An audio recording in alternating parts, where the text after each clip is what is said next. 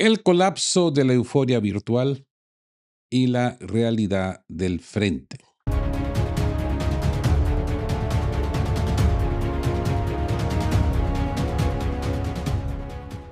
Amigos, el espejismo del frente mediático vuelve a estrellarse contra la física de la guerra.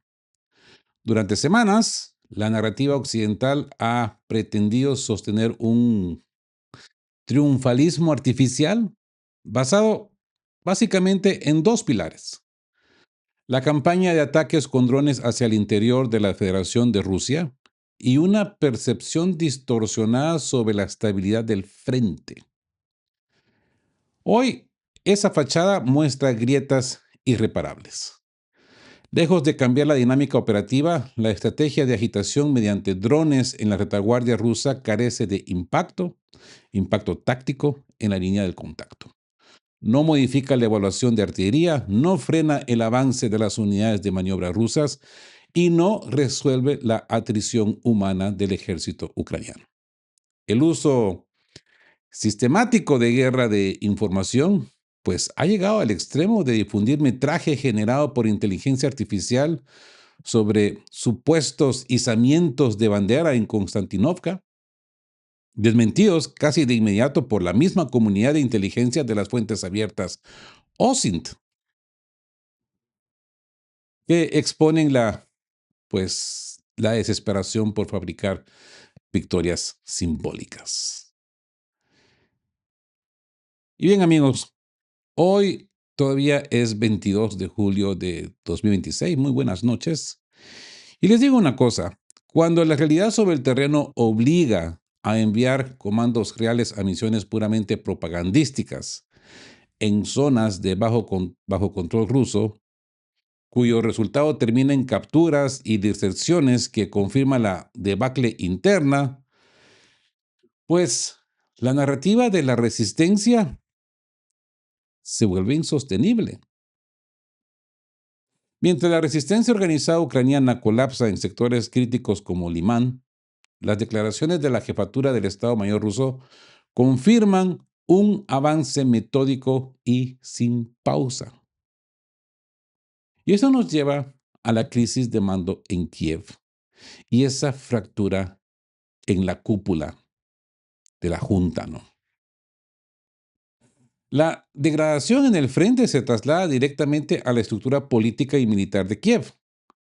La destitución de figuras claves como la salida de Fyodorov, pues ha desencadenado protestas crecientes y una fractura interna inédita. Existe una marejada de fondo, ¿no? Facciones políticas ligadas a los mandos salientes han intentado tender puentes con sectores del ejército para medir respaldos, exponiendo que el mando de Syrski, pues, cuelga de un hilo. Ya Syrski también ha sido retirado de la pantalla. El propio estamento militar ucraniano ha comenzado a filtrar su descontento a través de sus propios medios. La queja es unánime. Y es lo que les decía en el video anterior. La guerra de drones mediática no aporta absolutamente nada al soldado en la trinchera. ¿Mm? Mientras las Fuerzas Armadas continúan perdiendo capacidades y territorio de forma sistémica. No es como el efecto que crean los ataques rusos en la retaguardia, que da, y lo podemos ver factualmente, el resultado de los soldados rusos, la infantería rusa avanzando, y avanzan porque la retaguardia ucraniana se está desquebrajando. Ese jueguito de los drones mediáticos no ha causado ese efecto en el lado ruso, como los ataques sistémicos de los rusos ha causado en Ucrania. El bloqueo de fuego y la respuesta metódica de Moscú. Mientras la narrativa occidental pierde tracción, la respuesta rusa sobre la infraestructura estratégica ucraniana ha alcanzado, pues como podemos ver, una escala sin precedente, amigos. No se trata únicamente del asentamiento y bloqueo naval de facto sobre el puerto de Odessa y la cuenca del Mar Negro, la capital de Kiev, enfrenta la mayor ofensiva concentrada de misiles y drones desde el inicio del conflicto. Y es que estamos hablando de ataques masivos que superan los 50 impactos de precisión en pocas horas sobre complejas instalaciones industriales que supuestamente deberían estar súper protegidas por los super patriots, armas preciosas y maravillosas de Donald Trump, las mejores del mundo, ¿no? Y adicionalmente, pues la defensa en la región de la capital. Demuestran que la capacidad de interdicción y saturación de la defensa antiaérea rusa no solo permanece intacta, sino que se ejecuta de forma escalonada e implacable. Y yo le podría agregar otro adjetivo: imparable. Esa ceguera de las sanciones y el abismo económico en Occidente, amigos. En el plano diplomático y financiero, Occidente insiste en aplicar fórmulas agotadas. Ese debate sobre el paquete número 21, es que ya, es que dan risa, ¿no? Ya no dan preocupación ni alarma, dan risa. Paquete número 21 de sanciones de la Unión Europea. Choca contra la realidad económica de un bloque exhausto y completamente dividido. Paralelamente, la presión legislativa en Washington, encabezada por sectores neoconservadores como el senador Lindsey Graham, que ya lo mandaron con bandera, mucho a bandera, busca imponer un embargo casi total no solo contra Rusia, sino lo quieren extender hacia las represalias a Irán. Exigir la firma de una legislación de esta magnitud equivaldría a un suicidio económico para Estados Unidos. Y no solamente lo digo yo, también lo dicen ya gente del lado demócrata. Increíble, ¿no? Pensábamos que no habían cerebros ahí, pero sí los hay. Implicaría romper definitivamente las cadenas globales de suministros energéticos y aislar aún más el dólar en el sur global. ¿Mm? Esa fractura del frente de sanciones, amigos. Excepciones y fin del pico punitivo.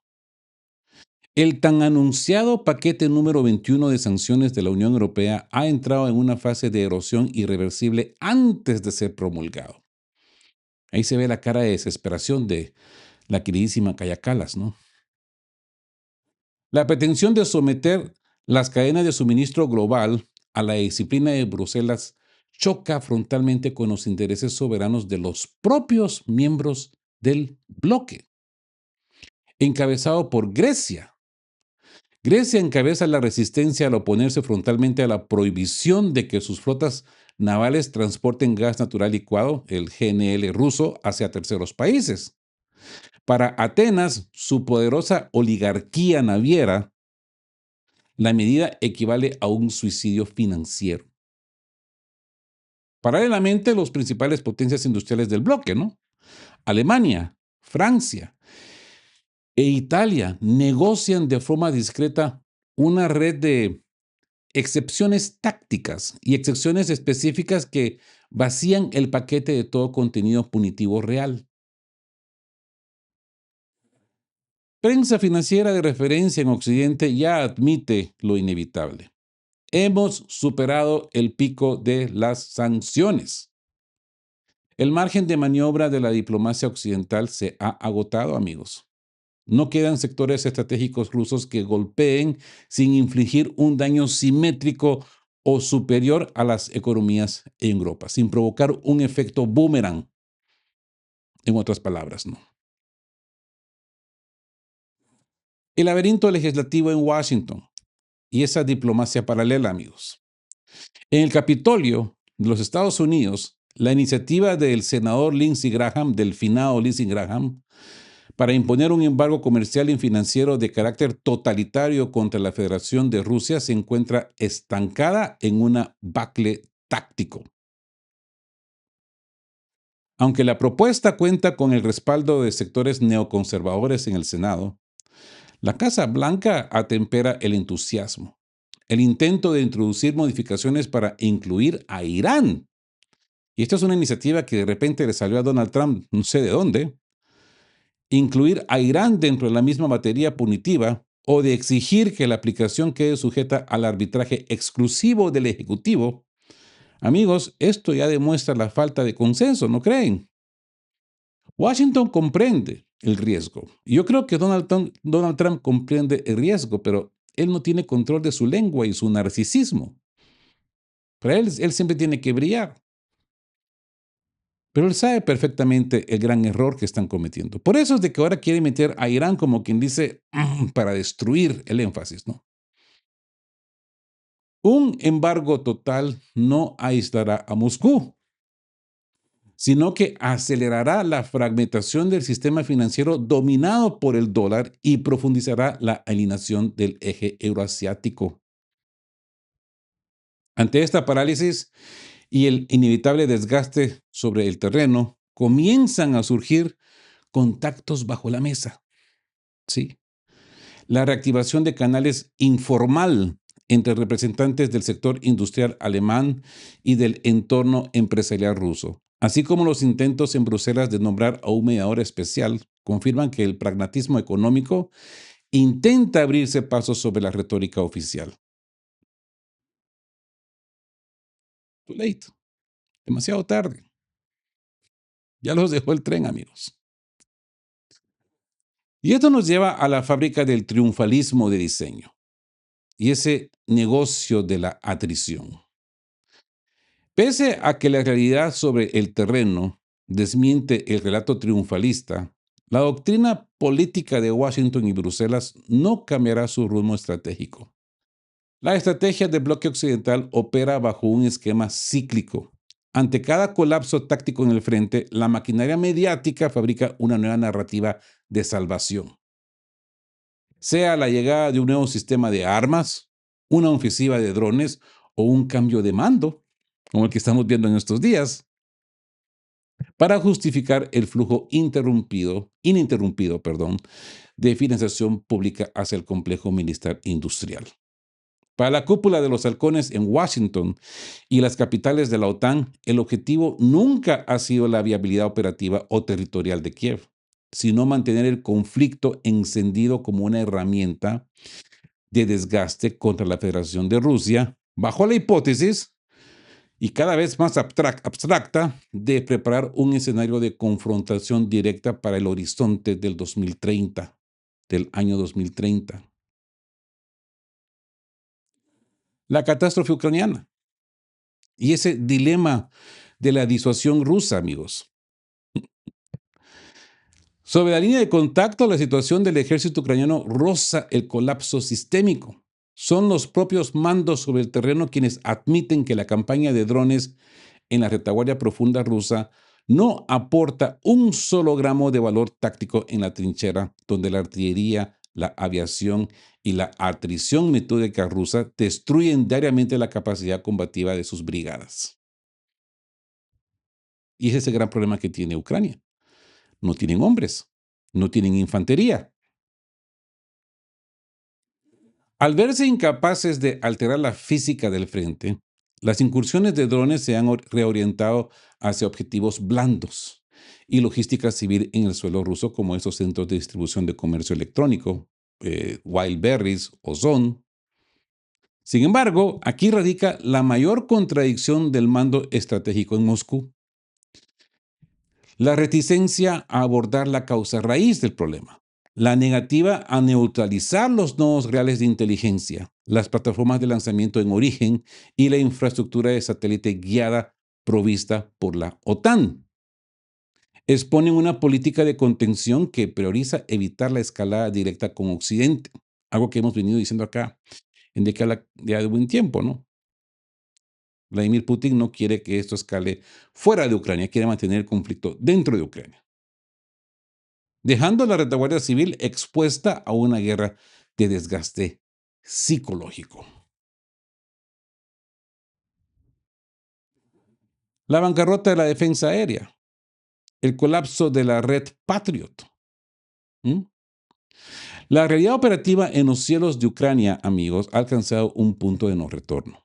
La red de defensa antiaérea integrada de la OTAN ha colapsado por inacción de vectores, la escasez crítica y la falta de producción a escala de misiles interceptores Patriot dejan al descubrimiento la vulnerabilidad absoluta de las infraestructuras críticas ucranianas. Moscú ha detectado esta brecha logística y ahora ejerce una superioridad aérea y de misiles sin precedente. Las fuerzas aeroespacial y las fuerzas de misiles rusas pueden penetrar el espacio aéreo, saturar y destruir objetivos estratégicos en cualquier punto del territorio, incluida la capital, Kiev, en el momento y con la intensidad que ellos determinen. Además, la reorientación de las prioridades de almacenamiento defensivo de Washington y el Pentágono hacia el Golfo Pérsico y el teatro de Oriente Medio garantiza que no habrá reabastecimiento significativo de baterías o vectores Patriots para el frente ucraniano en el corto o mediano plazo. Y a esto hay que agregarle que los rusos, pues también han actualizado sus misiles, ¿no? Así el día que lleguen los Patriots, pues van a ser inútiles también. Los Patriots quizás funcionaban hace 3 años, donde en su momento dijimos que su precisión era de alrededor del 6%. ¿Mm? Ahora, con la nueva tecnología que los rusos están aplicando. ¿Mm? Y bueno, esa es la física del bloqueo de fuego en Odessa y el colapso del seguro marítimo en el Mar Negro. Es la nueva estrategia rusa que ha evolucionado de la disuasión a la interdicción de alta intensidad. El bloqueo de fuego sobre Odessa y esa red portuaria del sur, Chornomorsk y Sushny, ya no se ejecuta únicamente mediante la saturación de drones Gerán, sino a través del empleo directo de vectores supersónicos y misiles de precisión contra infraestructura portuaria y buques mercantes. Ya lo vimos pues con el buque eh, Golden Leo, ¿no? Esta transición, amigos, invalida cualquier intento de mantener comercialmente activo el corredor del Mar Negro. Y les explico por qué. Porque aquí nos encontramos con el factor asegurador. Las aseguradoras globales y el mercado de Lloyd's no cubrirán cascos ni cargamentos que ingresen a una zona donde la probabilidad de impacto por misil es casi absoluta y no tienen ninguna defensa. Esto conlleva a una parálisis naviera. Ningún armado arriesgará activos de alto valor. El aislamiento comercial y logístico de Kiev en el Mar Negro es una realidad física consolidada. Es la espiral neurótica de las élites occidentales, ¿no? Escalada como única respuesta. Y es que, amigos, ante la evidencia innegable del colapso ucraniano en el Donbass y la pérdida de ciudades fortificadas clave, las élites políticas en Bruselas y Washington muestran una dinámica patológica ante el fracaso táctico. La única respuesta institucional es elevar la apuesta de la escalada. ¿Mm? Como siempre les he dicho, los neoconservadores no saben qué es retroceder. Para los sectores más belicistas de la OTAN, el deterioro de la posición de Kiev no es un indicador para buscar un acuerdo diplomático pragmático, sino la excusa perfecta para presionar por extremos. Reapertura del debate sobre misiles de largo alcance. A pesar de los rechazos parlamentarios previos, como los debates sobre la transferencia de los misiles Tauros germanos, que han sido denegados, ¿no? Por la Bundestag. Las facciones duras reinician la presión para suministrar vectores de mayor alcance y capacidad de penetración. Retórica de tropas sobre el terreno. ¿Mm? Y zonas de exclusión aérea, lo que le llaman el no-fly zone. ¿Sí? Se vuelven a filtrar en el discurso mediático la idea irreal de desplegar contingentes de la OTAN o imponer exclusiones aéreas previas a cualquier alto al fuego.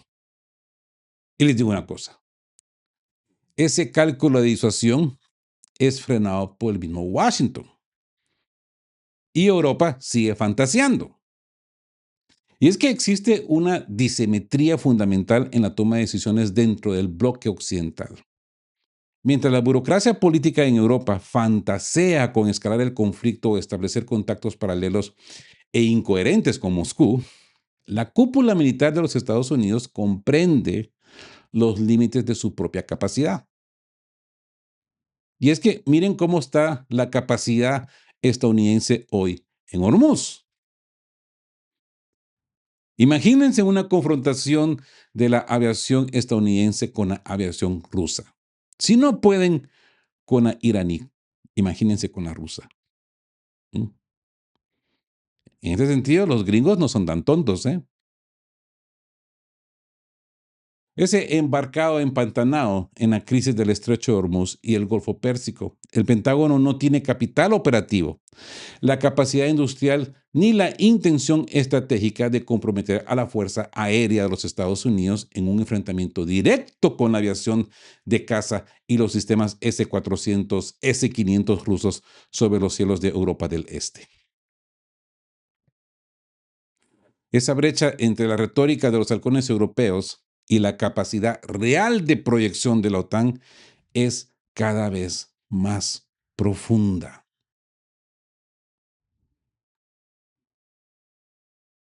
Y esto nos lleva, amigos, al atolladero fiscal de Europa.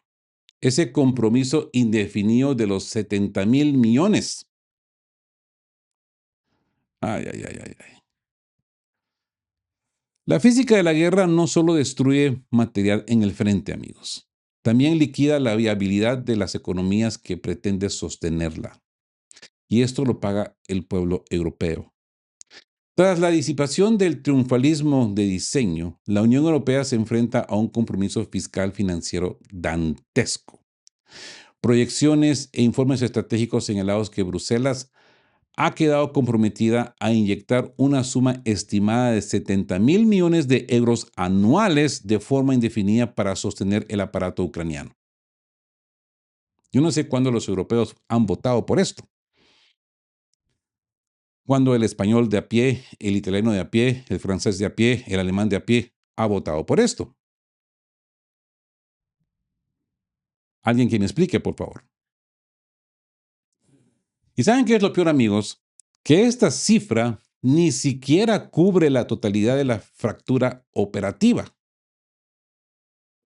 Con un presupuesto estrictamente militar en Kiev que ronda los 98.000 millones de dólares anuales, por no decir 100.000 millones, el bloque occidental no solo financia la compra de armamento, sino el funcionamiento íntegro de la estructura estatal ucraniana, pensiones, salarios del sector público y servicios básicos, especialmente que ahora Ucrania no tiene income, no tiene entrada de dinero, tiene bloqueado Odessa, tiene bloqueado el Mar Negro, por donde era su única entrada económica a través de los granos. La pregunta que la burocracia de Bruselas no puede responder es elemental. ¿De dónde saldrán estos recursos? Con las economías de la eurozona estancadas, con los presupuestos nacionales ahogados por los planos de rearme interno y con la presión fiscal sobre los contribuyentes al límite, la arquitectura financiera europea está, amigos, al borde del colapso.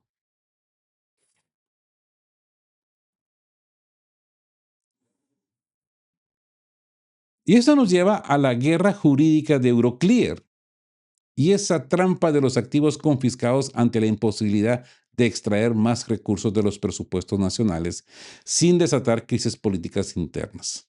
Los sectores más duros del establecimiento europeo han reactivado la ofensiva para confiscar abiertamente los más de 200.000 millones de euros en activos soberanos rusos congelados.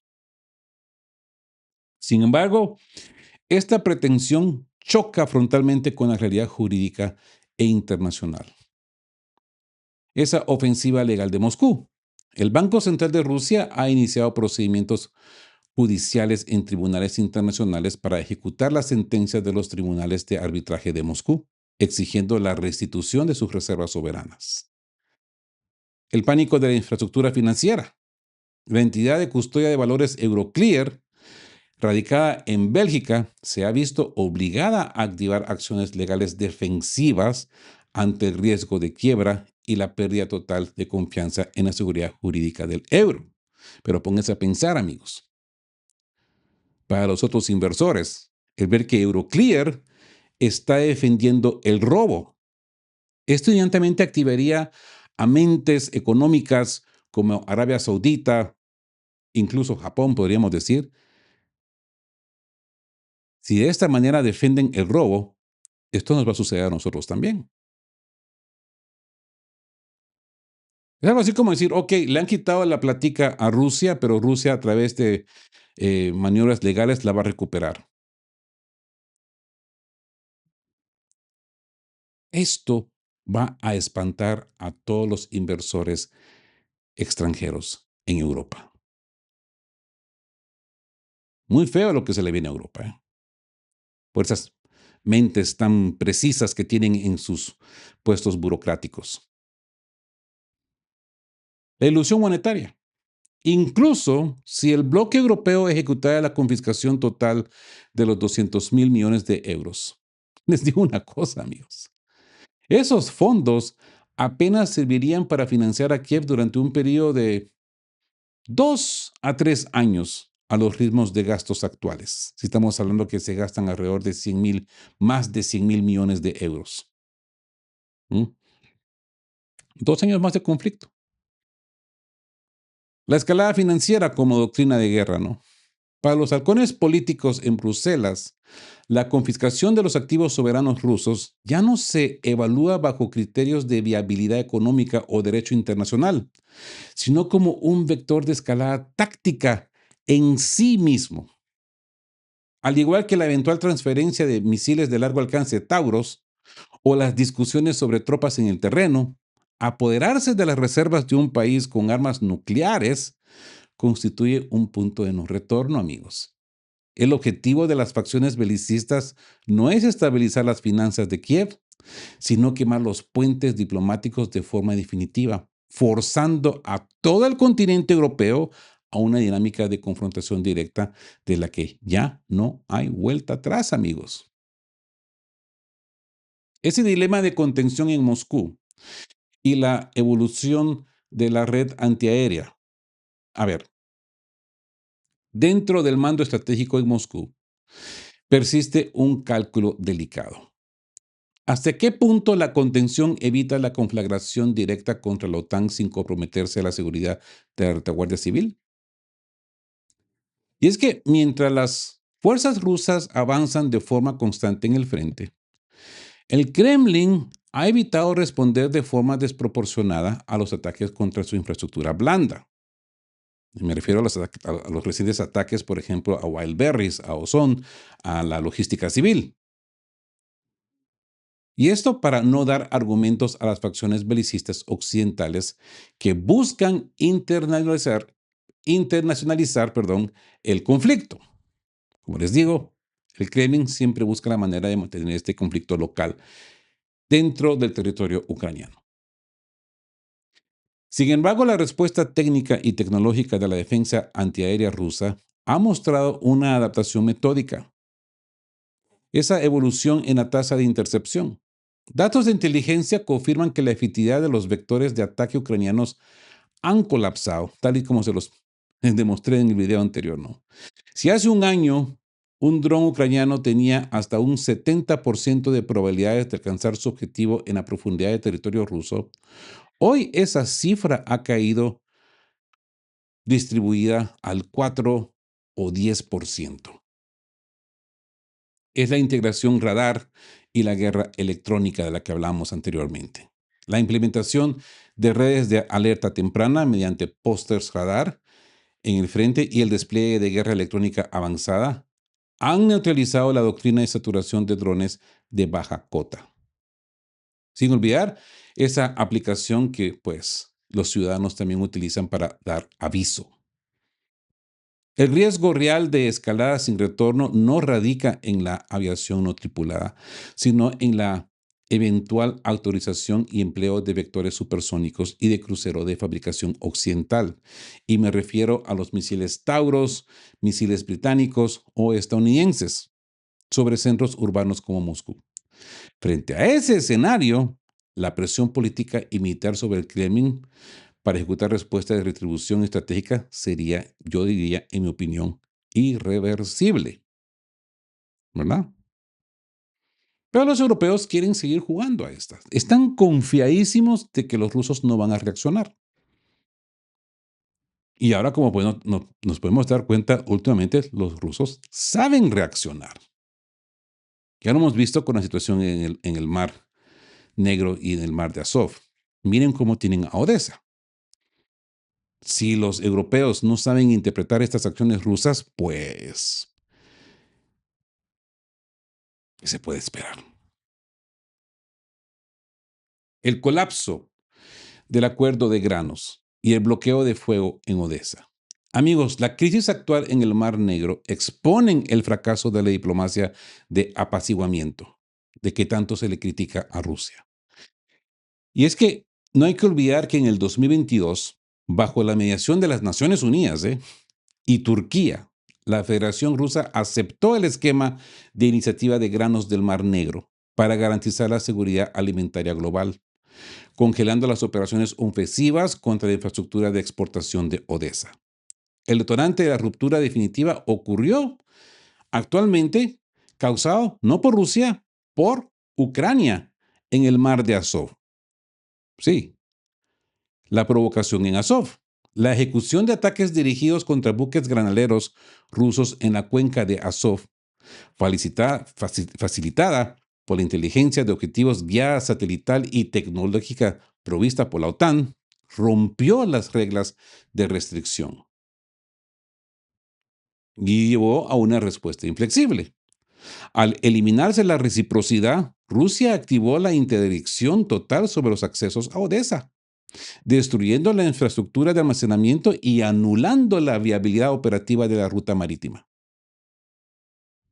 ¿Y saben una cosa?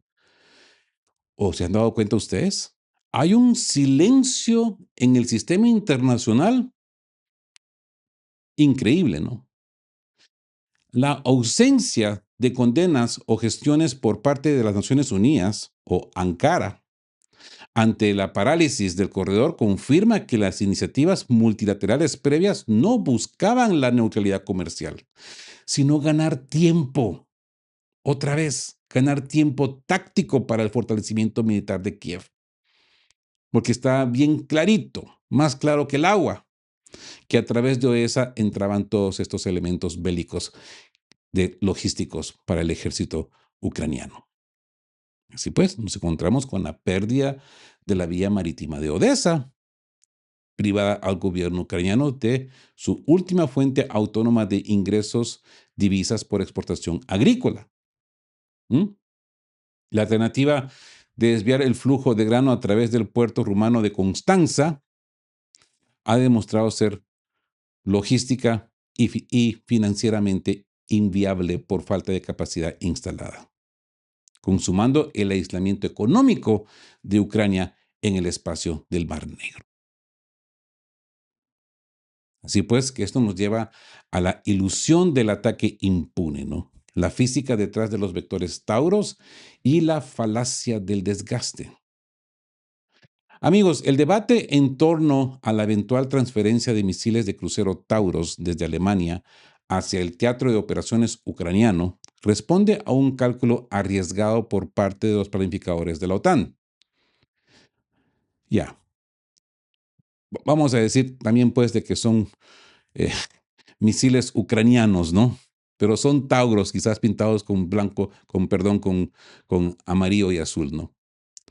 Tras el agotamiento y neutralización de los inventarios de misiles ATACMS, Storm Shadow y Scalps EG, la narrativa occidental busca presentar al Taurus como el nuevo vector definitivo, capaz de alterar el equilibrio de la guerra, un nuevo game changer, algo que va a cambiar el juego en el campo de batalla.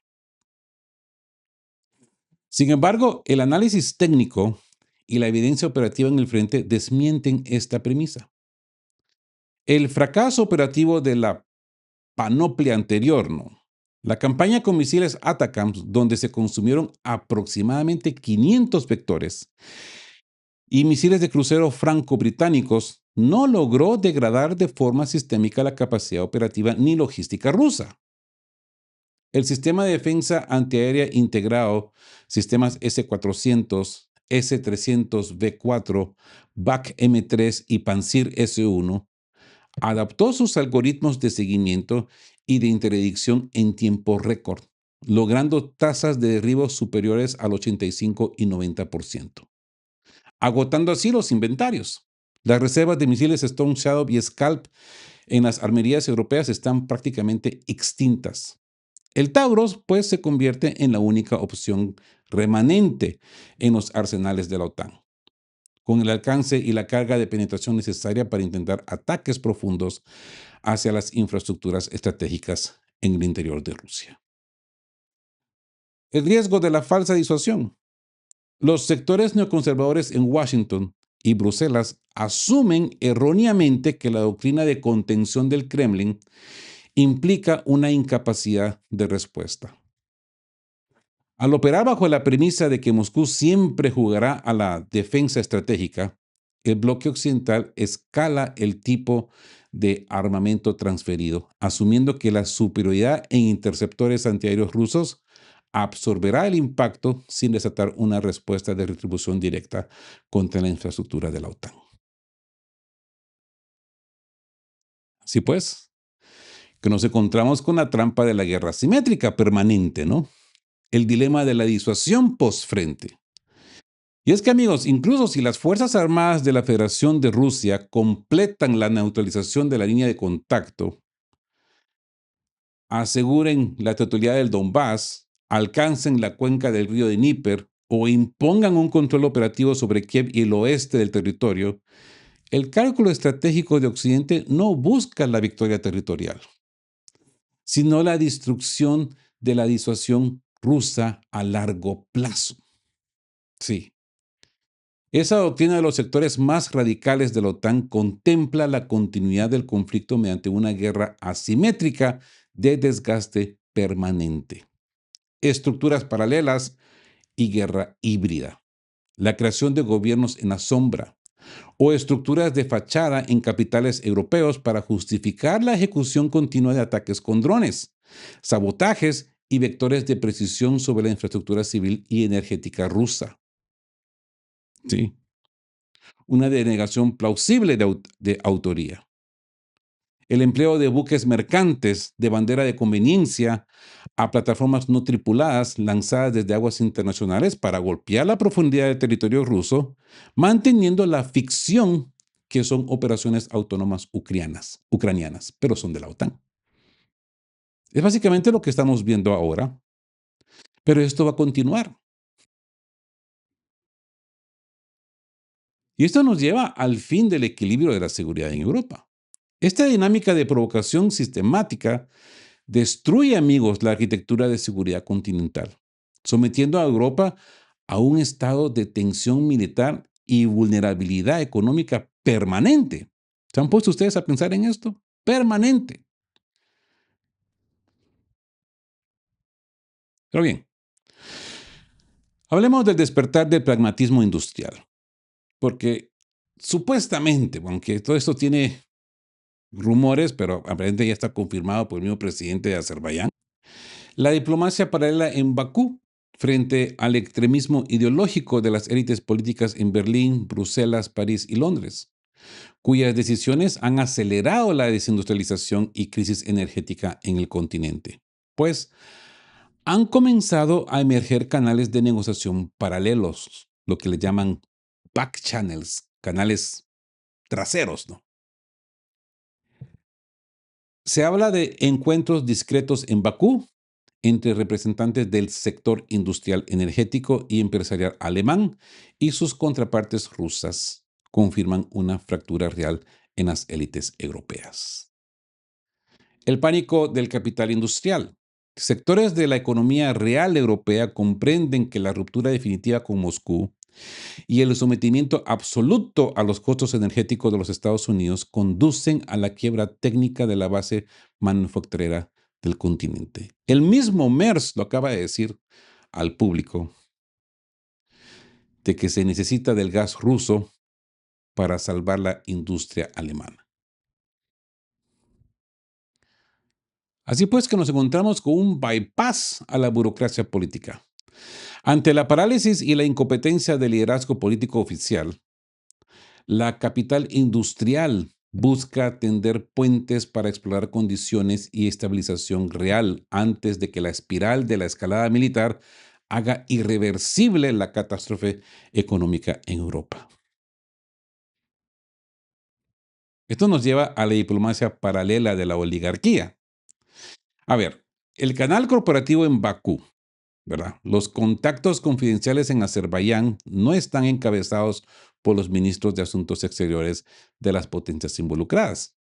Imagino que es por ello que MERS ha negado estas reuniones abiertamente, sino que por la oligarquía financiera e industrial que busca desesperadamente regresar al status quo previo al conflicto. La presencia en estas reuniones diplomáticas no oficiales de figuras como Víctor Zubkov, el ex primer ministro ruso y actual presidente del Consejo de Administración de Gazprom, junto a delegaciones de altos directivos del sector privado de Alemania y Estados Unidos, entornos representados por figuras corporativas como Witkoff y Kushner, evidencia los verdaderos motores de este esfuerzo. Es la nostalgia del capital energético, ¿no? Sectores del empresariado ruso y europeo ansían restablecer los flujos de hidrocarburos, la infraestructura de gasoductos, dígase el Nord Stream, y la arquitectura financiera que garantizó sus beneficios durante las últimas décadas. Pero esto nos lleva al escepticismo de los estamentos de seguridad. Tanto en Bruselas como en el Consejo de Seguridad de la Federación Rusa, estas iniciativas son observadas con profunda hostilidad. Sectores de la inteligencia estratégica rusa advierten que la diplomacia corporativa es una trampa táctica para frenar la inercia del avance en el frente, reviviendo el fantasma del engaño político que representaron los acuerdos de Minsk. Es el colapso de la diplomacia formal. Y hablemos también de esa postura inflexible de Lavrov. Porque mientras las élites corporativas intentan articular canales informales, la diplomacia oficial de las grandes potencias se encuentra totalmente paralizada e inoperante. El rechazo contundente del ministro de Asuntos Exteriores de Rusia, Sergei Lavrov, ante los acercamientos formales presentados por los embajadores de Gran Bretaña, Francia y Alemania, pues demuestra que Moscú ha cerrado la puerta a la retórica diplomática tradicional. La postura del Kremlin ante la diplomacia de las potencias occidentales y las delegaciones internacionales se resume en una línea implacable. Moscú no perderá tiempo en esquemas de negociación que no reconozcan la física de la realidad sobre el terreno. Algo que hasta el momento Donald Trump ni se entera. Digo, solo digo. Así pues, mientras las potencias de la OTAN continúan enviando delegados políticos con marcos conceptuales obsoletos, el mando ruso mantiene su prioridad estratégica en la resolución militar del conflicto. Hablemos de la agonía operativa de Kiev frente a la realidad de 2022. El intento de la propaganda occidental por equiparar la resistencia ucraniana actual con la dinámica de los primeros meses del conflicto choca contra la métrica militar real. La posición de las Fuerzas Armadas de Ucrania es incomparablemente peor a la de febrero de 2022. Y es que nos encontramos con el agotamiento del vector humano. En el 2022, el gobierno de Kiev contaba con reservas operativas intactas, brigadas profesionales en la línea de contacto y un flujo constante de movilización voluntaria. Hoy, las reservas estratégicas se encuentran agotadas, enfrentando una crisis demográfica y de reclutamiento irreversible. El desgaste de inventario técnico A diferencia de la fase inicial, donde la OTAN transfirió de forma masiva los inventarios remanentes del Pacto de Varsovia y sus propias reservas activas, el suministro actual de armamento ha caído a niveles críticos. La capacidad industrial de Occidente no puede sostener la tasa de consumo de munición de artillería ni la reposición de blindados destruidos. Y no hay que olvidar también el colapso de la infraestructura nacional.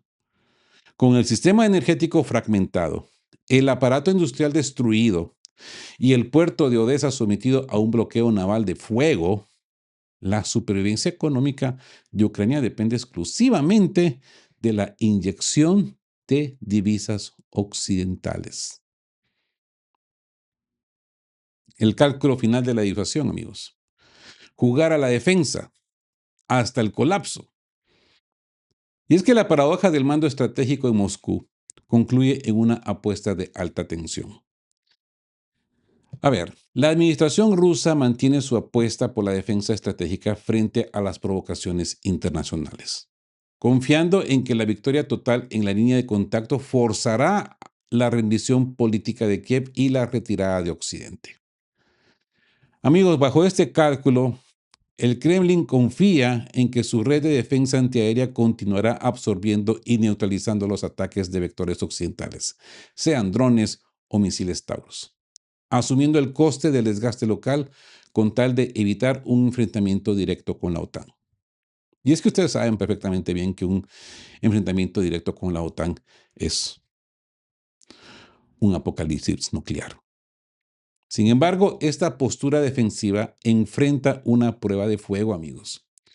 Si las élites más belicistas de Occidente insisten en mantener una guerra asimétrica permanente, incluso tras la caída del frente, como lo mencionamos anteriormente, la contención rusa tendrá que dar paso a una doctrina de respuesta estratégica disuasoria de alcance global.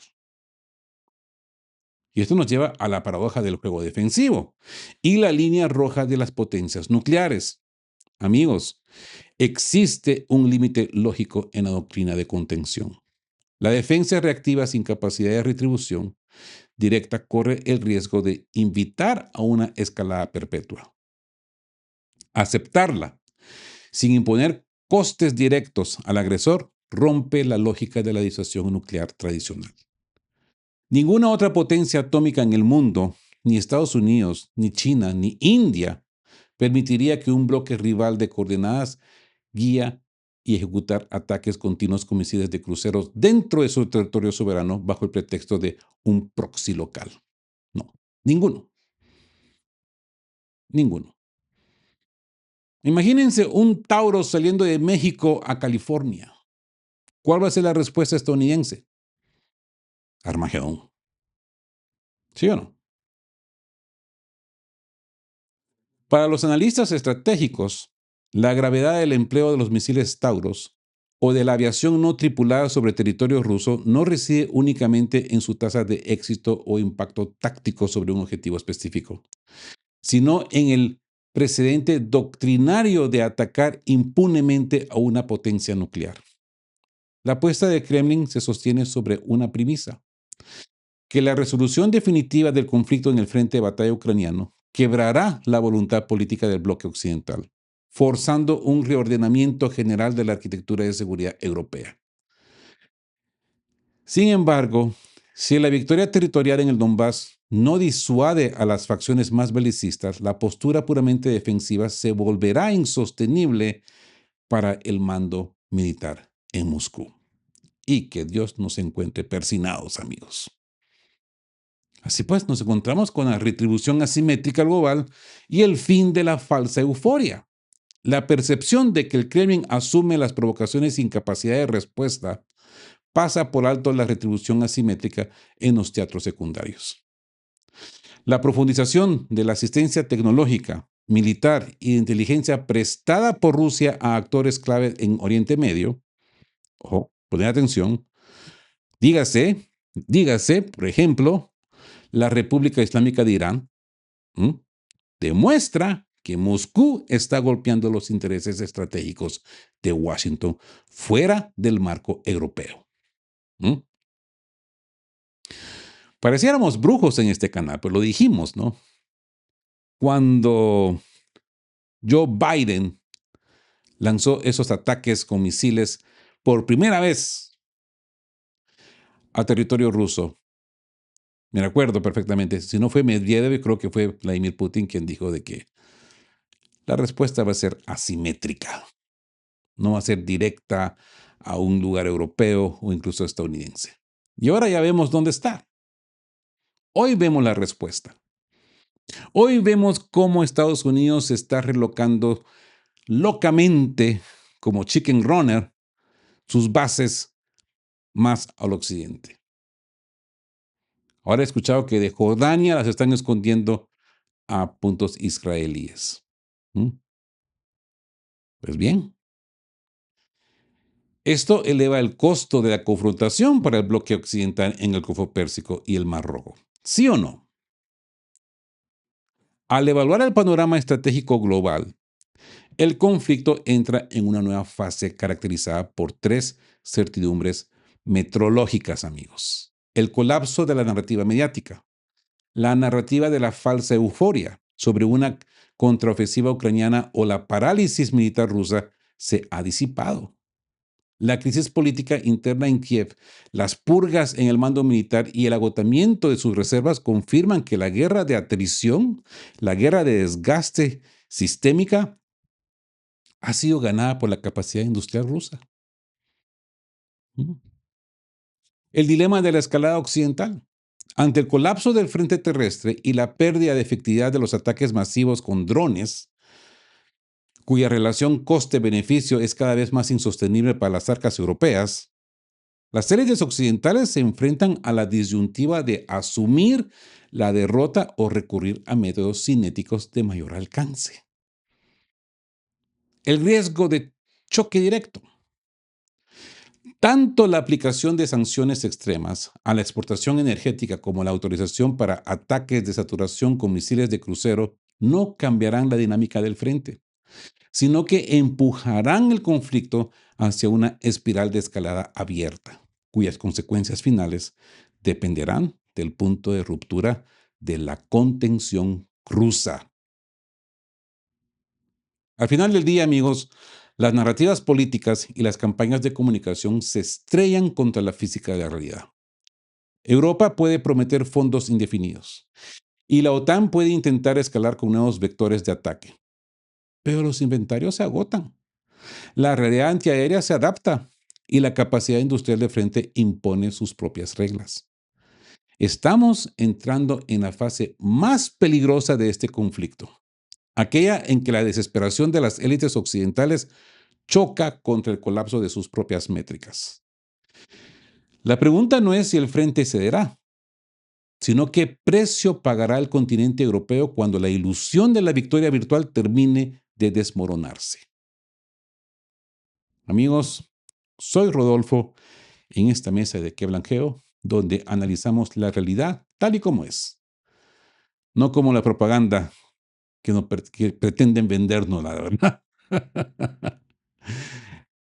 Y bueno, espero que haya sido de su agrado, de su utilidad, este extenso análisis, pero yo creo que hemos cubierto todo lo necesario para entender de mejor manera lo que está sucediendo en el conflicto ruso, ucraniano, europeo, estadounidense. ¿Verdad? Amigos, estén juntos, fuertes, siempre buscando por la verdad y sean justos. Quedamos guapos. Chao, chao. Queremos recordarles que este espacio tiene un fin estrictamente educativo e informativo, basado en fuentes verificadas para fomentar una comprensión profunda de los hechos globales. Nos oponemos a la desinformación. Nuestra meta es el intercambio de conocimiento y análisis crítico, siempre bajo el respeto a todas las partes involucradas.